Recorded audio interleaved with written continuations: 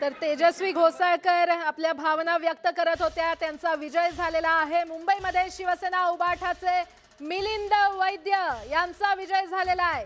मुंबईमध्ये शिवसेना उबाठाचे मिलिंद वैद्य उमेदवार होते, ते विजयी झालेले आहेत। तर तिकडे मीरा भाईंदरमध्ये भाजपचे 8 उमेदवार विजयी झालेले आहेत। मीरा भाईंदरमध्ये नरेंद्र मेहता आणि प्रताप सरनाईक यांच्यामध्ये चांगलीच खडाजंगी झाली होती। नरेंद्र मेहताने आपली ताकद लावली आणि 8 उमेदवार सध्या विजयी झालेले आहेत। कप्तान मलिक पराभूत। खरं तर हा नवाब मलिक यांच्यासाठी अतिशय मोठा धक्का। नवाब मलिक यांचा कुर्ला आणि सगळा परिसर एक प्रकारचा बालेकिल्ला, पण या बालेकिल्ल्यामध्ये स्वतःच्या भावाला अजित पवार यांच्या राष्ट्रवादी काँग्रेसकडून ते निवडून आणू शकले नाहीयेत। कप्तान मलिक यांचा पराभव झालेला आहे आणि एक प्रकारे अजित पवार यांच्या राष्ट्रवादीला बाजूला ठेवून मुस्लिम मतांचं एकत्रीकरण करण्याचा जो प्रयत्न होता ती राजकीय खेळी यशस्वी होताना दिसली नाहीये। तिकडे कोल्हापूरमध्ये महायुतीने सध्या आघाडी घेतलेली आहे। प्रभाग क्रमांक 9 मध्ये महायुतीचा सर्व जागांवर विजय झालेला आहे। महायुतीचे 4ही उमेदवार विजयी झालेले आहेत। कोल्हापूरमध्ये महायुतीची ही आघाडी। विलास, खूप मोठी ब्रेकिंग आपल्याकडे आलेली आहे। नवनाथ बन ज्याच्या निकालाकडे सगळ्यांचं लक्ष होतं। पत्रकारितेतून भाजपमध्ये गेलेल्या नवनाथ बन विजयी झाल्याची बातमी आपल्याकडे येते आहे। नवनाथ बन याच्या पुढे मोठं आव्हान होतं, परंतु नवनाथ बन विजयी झालेले आहेत। प्रवक्ते म्हणून इतके दिवस काम करत होते, आपल्याच याच्यातून आलेला पत्रकार जो भाजपमध्ये गेला तो विजय झालेला आहे। विलास, नवनाथच्या राजकीय करिअरला सुरुवात झालेली आहे आणि सुरुवातीला त्याने विजयी पताका फडकावली असं म्हणावं लागेल आपल्याला। सहकारी राहिलेला आहे आपल्या सगळ्यांचा। अनेक दिवस आपण नवनाथ सोबत काम केलं। भारतीय जनता पक्षात गेला तो आणि एक प्रकारे इनिंग जे आहे म्हणजे बीड आणि नांदेड मधून आलेला एक मुलगा मानखुर्द मध्ये येतो आणि निवडणुकीच्या रिंगणात उभं राहून विजयी होतो। त्याच्यासाठी ही लढत सोपी नव्हती। मानखुर्दचा मतदारसंघ ज्या पद्धतीचा आहे, तिथे असलेल्या मतदारसंघातली जातीवार आणि धार्मिक विभागणी केली तर भाजपचा उमेदवार इथून निवडून येईल का असा प्रश्न विचारला जात होता आणि त्याचमुळे नवनाथ बनचा हा विजय भाजपसाठी खूप मोठा म्हणावा लागेल। निश्चितच, कारण एक प्रकारे 9000 मतं ही मुस्लिम मतं होती त्या मतदारसंघामध्ये, त्या वॉर्डमध्ये, आणि तरी सुद्धा हा विजय, पण ताकद सुद्धा तितकीच पणाला लावलेली होती। तेजस्वी घोसाळकर या शिवसेनेच्या उमेदवाराला पराभूत करून भाजपच्या त्या उमेदवार होत्या त्या विजयी झालेल्या आहेत। त्यानंतर सागर वनखंडे हे प्रभाग क्रमांक 3 मधून शिवसेनेचे विजयी झालेले आहेत। शिंदेंच्या शिवसेनेचे ते उमेदवार आणि ते विजयी झालेले आहेत। एकीकडे तेजस्वी घोसाळकर यांचा विजय झाला आहे, नवनाथ बन यांचा विजय झालेला आहे, सागर वनखंडे यांचा देखील विजय झालेला आहे। तर नवनाथ बन यांचा विजय जल्लोष सुद्धा आपल्यापर्यंत पोहोचतोय।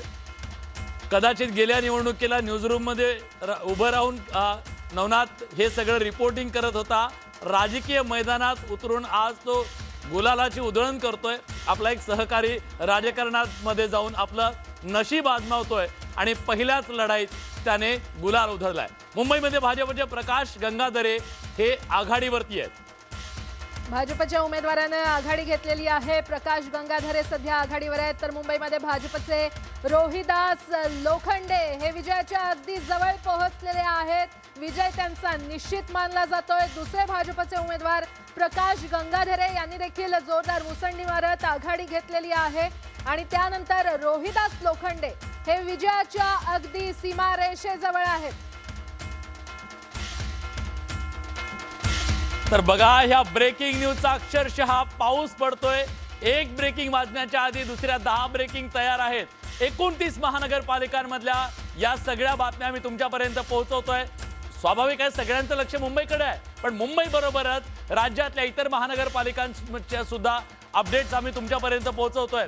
मुंबई, नवी मुंबई, त्याचबरोबर पनवेल आहे, ठाणे आहे, कल्याण डोंबिवली आहे, भिवंडी आहे, मालेगाव आहे, संभाजीनगर आहे। त्याचबरोबर भाजपच्या जयश्री धांडे या 284 मतांनी विजयी झालेले आहेत। जळगाव मध्ये प्रभाग क्रमांक 6 मधून जयश्री धांडे यांचा विजय झालाय आणि पुण्याचा पहिला निकाल सध्या हाती येतोय। पुण्यामध्ये पुणेकरांनी ठरवलंय कुणाला सत्ता द्यायची, तर ती भाजपला।